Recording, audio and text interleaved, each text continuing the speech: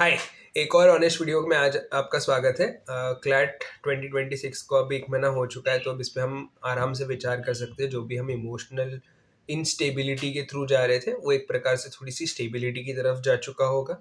और तुम ये बैठ के सोच सकते हो कि भाई अब आगे क्या करना है। मेरा नाम पार्थ खुबालकर है। मैंने क्लैट 2021 दी थी और मेरी रैंक उसमें 1500 आई थी। एंड उसके बेसिस पे मुझे NLU नागपुर मिला था। आज फाइनल ईयर में हूँ। तो आई थॉट कि ये वीडियो उन लोगों के लिए बनाना चाहिए जिनको लग रहा होगा कि भाई क्लैट का पेपर उनका उतना अच्छा नहीं गया, उनकी रैंक उतनी बढ़िया नहीं आई और अब आगे क्या करना चाहिए। बहुत सारे चीज़ों के थ्रू जा रहे होंगे। एंड हैव मैं वहाँ पे एक टाइम पे मैं भी था। मुझे भी पता है कि कितना वो कैसा वो फेज होता है। तो आओ इस पे बात करते हैं। यार मैं इस प्रकार से बताऊंगा जैसे कि कोई मेरे छोटे भाई बहन को मैं बता रहा होता, तो उस हिसाब से थोड़ा सा कुछ डांटूंगा। अगर तो सुन लेना, वो तुम्हारे भले के लिए ही होगा। तो अभी तक के हो गया होगा, सबको रिजल्ट के बारे में पता चल गया होगा। तुम्हारे रिश्तेदारों से ताने मिलना शुरू हो गया होगा। माँ बाप हो सकता है कुछ कुछ बोल रहे हो, तुम्हारे सिबलिंग्स बोल रहे हो, तुम खुद को कोस रहे होंगे कि भाई क्या कर दिया तूने, या तूने पढ़ाई नहीं करी, या हमका टमका जो भी कुछ। यार एक चीज़ गार्ड बांध के रख ले, एक लैट का एग्ज़ाम तेरे जीवन को पूरी तरीके से डिसाइड नहीं करता है। ये एग्ज़ाम से कुछ फ़र्क नहीं पड़ने वाला कि तू जीवन में कितना सक्सेसफुल होगा, कितना सक्सेसफुल नहीं होगा। आफ्टर ऑल लॉ कॉलेजेस में चाहे कोई NLU से निकले या कोई प्राइवेट कॉलेज से या कोई सरकारी कॉलेज से, उसको डिग्री तो BA LLB ऑनर्स की ही मिलनी है। फ़र्क ये पड़ेगा कि वो 5 सालों में क्या करेगा। और हमको बेहतर कॉलेज क्यों चाहिए? हमको बेहतर कॉलेज सिर्फ इसलिए चाहिए ताकि हमको बेहतर एनवायरनमेंट क्यों चाहिए? एनवायरनमेंट मिल चुकी है जिसमें बहुत सारी अलग अलग अपॉर्चुनिटीज़ है। तो अपॉर्चुनिटीज़ जब आएगी तो अब हम ग्रो करेंगे। अब एक ऑनेस्टली अगर हम बोले कि हमारे पास में क्या ऑप्शंस है, अगर हमारा क्लैट 2026 खराब गया है, खराब का मतलब मैं इंटरप्रिटेशन निकालूँ तो जिसकी ऑल इंडिया रैंक 5000 से पीछे आई है, वो बोल सकता है कि हाँ यार उसका क्लैट खराब गया है। रीज़न बीइंग कम चांसेस है कि तुमको एक NLU मिलेगा। अब तुमको दूसरे जो अदर लॉ एंट्रेंस एग्जाम्स होते हैं उनके थ्रू फोकस करना पड़ेगा। तो हो सकता है तुमको सिम्बोसिस जाना पड़े, हो सकता है तुमको MHCT के थ्रू कॉलेज में जाना पड़े। ये कॉलेजेस भी खराब नहीं है। अगर मैं बैठ के अगर लिस्ट बनाऊं कि which are the top 20 best law schools of India, NIRF की रैंकिंग के हिसाब से मत जाना, वो रैंकिंग थोड़ी फ्लॉड होती है। बट अगर हम उसको भी कंसिडर कर ले एज आर बेस और 20 टॉप लॉ कॉलेजेस का लिस्ट बनाते हैं इंडिया में, तो उसमें सारे के सारे NLUs नहीं रहेंगे। जैसे अगर हम शुरुआत करें तो वी कैन से कि टॉप में NLS नालसार, NLU दिल्ली, फिर आपका हो सकता है जिंदल ग्लोबल यूनिवर्सिटी आ गया। बीच में कहीं तो भी SLS पुणे आएगा, क्राइस्ट हो सकता है, एमिटी हो सकता है, गुरु गोविंद सिंह यूनिवर्सिटी हो सकता है। तो ये सारे कॉलेजेस भी, DU का सेंट कॉलेज हो सकता है। These are also very good colleges. तो एक चीज़ याद रखना कि ये जो लिस्ट बनेगी ये तुम्हारे हिसाब से बनेगी। अच्छा, ये जो लिस्ट बनेगी ना, ये तुम्हारे हिसाब से थोड़ी पर्सनलाइज्ड होगी। अब अगर तुम देखोगे कि हाँ कुछ NLUs इसमें है, majority is dominated by NLUs, इसलिए NLUs को सब लोग वेटेज देते हैं। मैं तेरे को बाद में बताता हूँ NLUs का क्यों वैल्यू भी है। अब ये लिस्ट के हिसाब से कोई कॉलेजेस होंगे जो तेरे, हो सकता है यू आर बिकमिंग एलिजिबल, हो सकता है तुझे सिम्बोसिस पुणे ना मिले पर सिम्बोसिस नागपुर मिल जाए, या सिम्बोसिस हैदराबाद मिल जाए, या सिम्बोसिस नोएडा मिल जाए। और ये तुम देखोगे कि यार दीज SLS और दीज प्राइवेट कॉलेजेस और these government colleges like JLC and ILS are somewhere better than the last frag of NLUs। तो ये कॉलेजेस ऐसे मत समझ लेना कि अब तो NLU नहीं मिला तो हो गया करके। NLU के सिवाय भी बहुत सारे अच्छे कॉलेजेस हैं। अब वो कॉलेजेस तुमको ढूंढने का एफर्ट डालना पड़ेगा, उसकी क्या रिक्वायरमेंट्स है वो फुलफिल करनी पड़ेगी। तो पहला ऑप्शन जो तुम्हारे पास में है कि वो है दूसरे लॉ कॉलेज में एडमिशन ले और उस कॉलेज में अपना बेस्ट दे। दूसरा ऑप्शन जो तुम्हारे पास में बचता है that is to take a drop.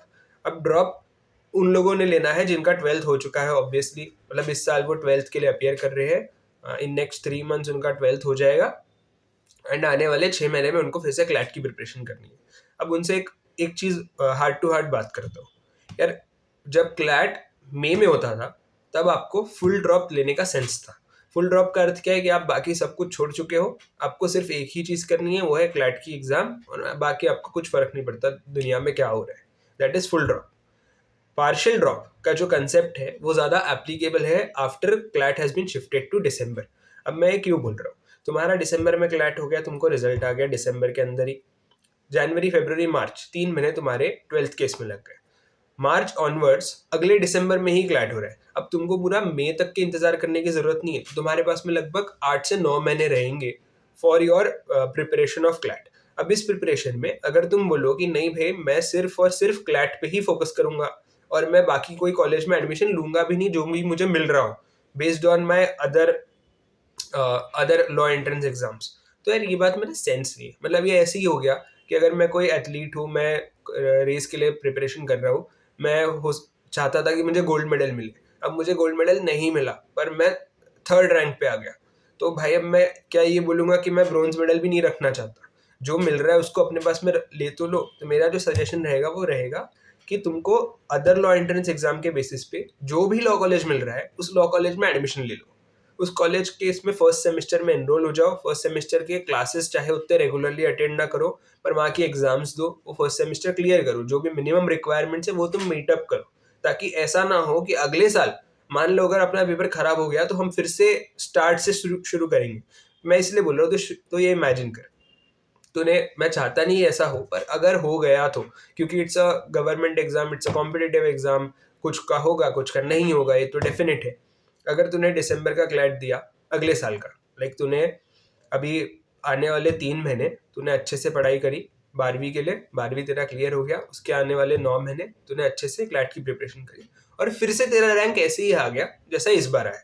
इस बार एफर्ट की वजह से नहीं, इस बार कोई और रीजन की वजह से, कोई और इनएविटेबल सर्कमस्टेंस हो गया, हो सकता है घर पे किसी के हेल्थ इश्यूज हो गए, तुम्हारे हेल्थ इश्यूज हो गए, तुम कुछ पढ़ नहीं पा रहे, हाथ पैर फ्रैक्चर हो गए, ऐसे कुछ कुछ हो सकता है जिसकी वजह से तुम एग्जाम में खराब परफॉर्म कर पाए, कुछ भी हो सकता है, हमको तो पता नहीं कि एक साल में क्या चीज़ होगी। अब अगर मान ले तेरा दिसंबर का 2026 का क्लैट, मतलब 2026 में होने वाला जो क्लैट है जो 27 के लिए है वो खराब हो गया, तो तेरे को क्या करना पड़ेगा, दिसंबर से लेके तेरे को आने वाले और 4 महीने वैसे ही खाली बैठना पड़ेगा, क्योंकि वहां तो कुछ है नहीं। और 4 महीने इसलिए बोल रहा हूँ क्योंकि फिर जो बाकी लॉ एंट्रेंस एग्जाम्स होंगी वो मई जून में होगी, तो तेरे को मई जून तक के वेट करना पड़ेगा एंड फिर तू उनका रिजल्ट आने के बाद में एग्जाम देगा, तो यार ये बहुत लंबी स्टेज हो जाती है। इतना लॉ स्कूल में हम डिजर्व नहीं करते, रीजन भी यार लॉ ना एक बहुत लंबा प्रोफेशनल कोर्स है, 5 साल बहुत बड़ा होता है। मतलब मैं देखता हूँ ना, अभी मैं 5th ईयर में हूँ, मेरे जो फ्रेंड्स हैं जिन्होंने इंजीनियरिंग ले लिया उनकी प्लेसमेंट्स हो चुकी है, उनकी नौकरियां लग चुकी है, वो शुरू हो चुके हैं उनके करियर में और हम अभी भी कॉलेज में ही हैं, तो वो थोड़ा सा प्रेशर बिल्ड होना शुरू हो जाता है।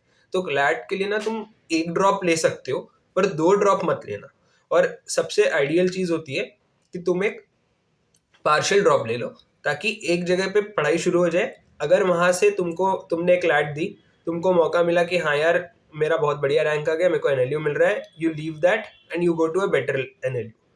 अगर नहीं हुआ तो भाई तू यहाँ से शुरू तो रखेगा, तेरी गाड़ी चलती रहनी चाहिए, मेन तो इंपॉर्टेंट ये चीज़ है। अब ये डिसाइड कैसे करेंगे कि भाई क्यों एनएलयूज अच्छे हैं या कौन सा लॉ कॉलेज लेना चाहिए, कौन सा कॉलेज नहीं लेना चाहिए, तो पहले तो बात करते हैं ये एनएलयूज का इतना रेप्यूटेशन किस बेसिस पे बना है, क्या ऐसे फैक्टर्स है जिनको वैल्यू देनी चाहिए, किनको नहीं देनी चाहिए। पहले तो यार एनएलयू की एडवांटेजेस पे बात करते हैं। यहाँ पे डाइवर्सिटी आती है, क्राउड की डाइवर्सिटी, जो भी सारे लोग आ रहे हैं वो अलग अलग सिटीज से आ रहे हैं कंट्री के, तो इसलिए तुमको जो इंटरेक्शंस होंगे, जो तुम्हारे सोशल सर्कल्स बनेंगे वो काफ़ी डाइवर्स रहेंगे, और डाइवर्सिटी तुम बहुत सारी चीज़ें सीख सकते हो। अब एक इसमें ये भी चीज़ है कि डाइवर्सिटी की हम बात करते हैं पर एक ऑनेस्ट रियलिटी वाला अगर मैं बताऊँ तो रिजर्व जनरल कैटेगरी के स्टूडेंट्स की जो सीट्स है दैट इज अराउंड 40%। 40% मतलब मान लो 120 का बैच है, उसमें से कितने 50 लोग, 53 52 ऐसे कुछ नंबर बनेगा, 52 will be coming from general category, rest of them will be coming from other categories. अब अदर कैटेगरीज की अगर हम बात करें तो वो उसी स्टेट में, जिस स्टेट में एनएलयू है वहां से होंगी, तो तुम्हारा एक domination will be from that particular state. And ऐसे भी होगा कि तुम्हारे जनरल कैटेगरी में उस स्टेट में से कई लोग होंगे जिन्होंने अच्छा परफॉर्म करा होगा, जिनको सेम स्टेट मिल गया, तो जो number of diverse people coming from outside that state would actually be far less than you might be thinking। तो 120 के 120 बाहर के लोग नहीं रहेंगे, तुम्हारे एक स्टेट के, जिस भी स्टेट में वो एनएलयू है वहां से मेजर डोमिनेशन रहेगा। ये पहली बात। दूसरा, यहाँ पे बोलते हैं कि यार प्रोफेसर्स बहुत बढ़िया होते हैं, एकदम वर्ल्ड क्लास लेवल के और बहुत बढ़िया, यार ऑनेस्टली बोलता हूँ ऐसे कुछ नहीं होता है। टीचर कुछ हमको अच्छे लगते, कुछ हमको अच्छे नहीं लगते, तो टीचर फैकल्टीज में भी एक कंपैरिजन ड्रॉ करना बहुत सही नहीं है। टॉप के 2-3 एनएलयूज होंगे, नालसार एनएलएस, एनएलयू दिल्ली, जहाँ पे तुमको वर्ल्ड क्लास फैकल्टीज मिलती होगी। उसके नीचे जितने एनएलयूज है सब में यार सेम ही चीज़ है, इधर का प्रोफेसर उठा के उधर आ जाता है, उधर का इधर आ जाता है, कुछ खास ऐसे बहुत फ़र्क नहीं पड़ता। हाँ, कुछ प्रोफेसर्स होते हैं तुमको लगता है कि हाँ यार ये तो बहुत बेटर जगह पे डिजर्व करते हैं, इनको यहाँ पे फंस के क्या कर रहे हैं। और कुछ तुमको देख के ऐसा लगेगा कि यार ये बंदा यहाँ तक पहुँचा भी कैसे। तो प्रोफेसर्स के इस पे कंपैरिजन मत करना। तीसरी चीज़, जो कॉलेज में इंटर्नशिप ब्रेक्स पे एम्फेसिस है वो बढ़िया कॉलेज है। जैसे हर एनएलयू में तुमको साल में 2 ब्रेक्स तो मिलेंगे ही मिलेंगे। मेरे कॉलेज में तुमको 4 महीने का ब्रेक मिलता है, मई, जून, सितंबर एंड दिसंबर। तो जितनी इंटर्नशिप्स मिल रही है ना, उतनी तुमको अपॉर्चुनिटीज है to explore different places, different law firms हो सकता है, लिटिगेशन हो सकता है, क्योंकि तुझे अभी नहीं पता तुझे क्या करना है। तुझे लग रहा होगा कि हाँ भाई मुझे जीवन में यही करना है, मैं एक्सपीरियंस से कह सकता हूँ कि भाई जो तुझे लग रहा है ना वो पक्का चेंज होगा। चेंज नहीं होगा तो वो डगमगाएगा जरूर, क्योंकि इतनी सारी जब तुम चीजें आसपास देखते हो तो तुमको लगता है कि हाँ यार ये भी सोच के देखते हैं, ये भी करके देखते हैं।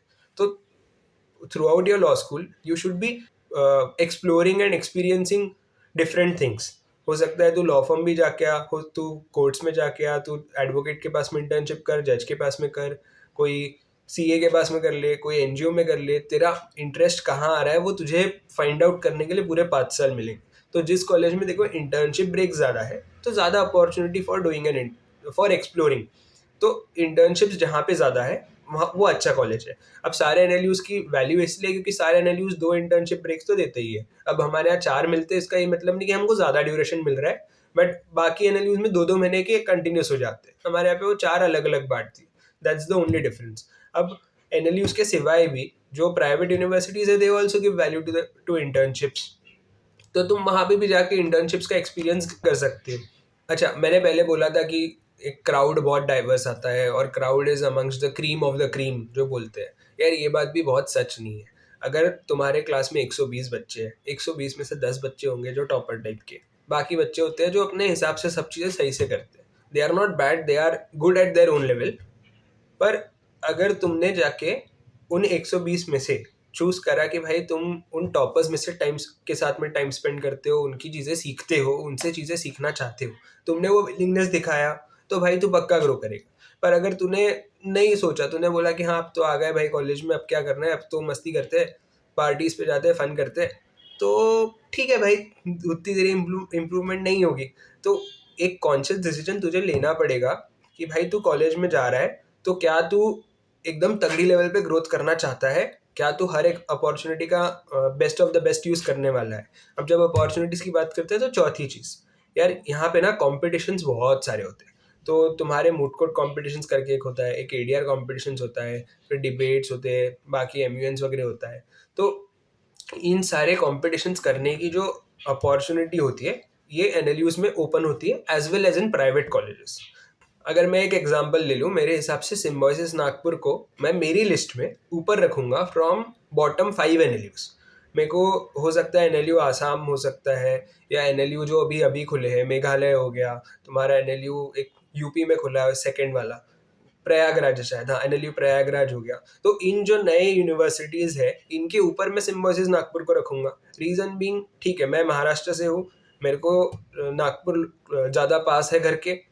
मेरे लिए अगर मैं उन दो कॉलेजेस को कंपेयर करूँ, यार एक कॉलेज है जिसका बिल्कुल एलुमनाई बेस नहीं है, दूसरा कॉलेज जिसका थोड़ा सा एलुमनाई बेस है। एसएलएस नागपुर का थोड़ा सा एलुमनाई बेस है, लगभग 6 साल या 7 साल हुए हैं कॉलेज को शुरू होके।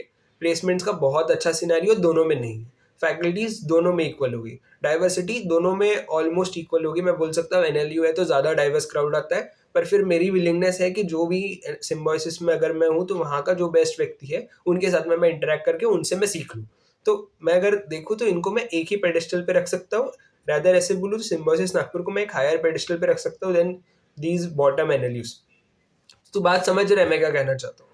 मैं बोल रहा हूँ एनएलयू खत्म हो गया तो तेरा जीवन खत्म हो गया, ऐसा नहीं है। तेरे पास में अभी भी मौका है, तू एक दूसरे कॉलेज में जाके भी फाड़ सकता है, साथ ही साथ तू एक और ड्रॉप ले सकता है, ड्रॉप लेने के बाद में तू फिर से एक एनएलयू के लिए स्ट्राइव कर सकता है।